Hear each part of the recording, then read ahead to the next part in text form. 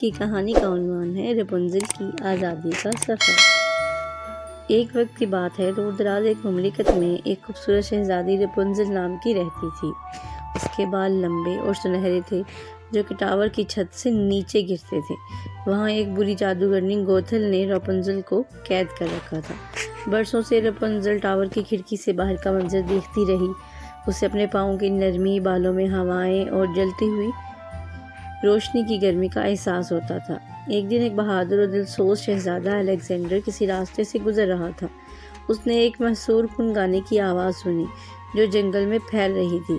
اسے دلچسپی پیدا ہوئی۔ وہ آواز کی راہ دیکھنے لگا جو اسے ٹاور کے سامنے لے آئی۔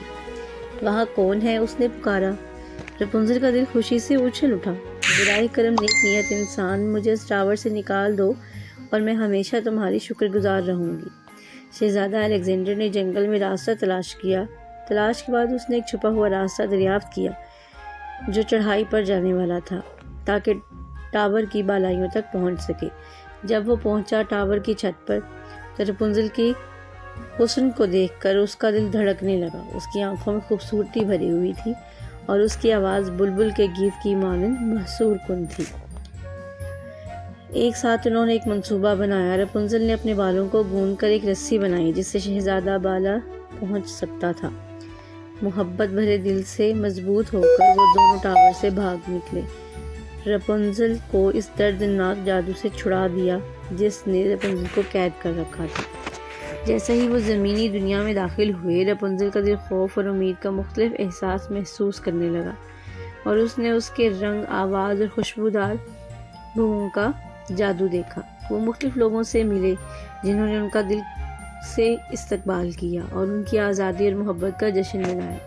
رپنزل اور الیگزینڈر نے دونوں کو تعارف کراتے ہوئے وقت گزارا اور جتنا زیادہ رپنزل نے دیکھا اس کا دل اتنا ہی زیادہ شکریہ کا احساس پیدا ہوا۔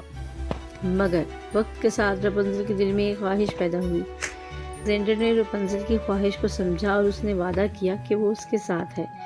دونوں ایک بڑے سفر پر نکلے، دور دراز زمینوں کا سفر کیا، دلچسپ لوگوں سے ملے اور راہ میں انہوں نے چیلنجز کا مقابلہ کیا، مشکلات کو پار کیا جس نے ان کے رشتے کو مضبوط کیا۔ رپنزل نے الیگزینڈر کی طرف مڑ کر دیکھا اور بولی، تمہارا دل سے شکریہ کہ تم نے مجھے یہ دنیا دکھائی، میری محبت، میری خواہشات کا احترام کیا۔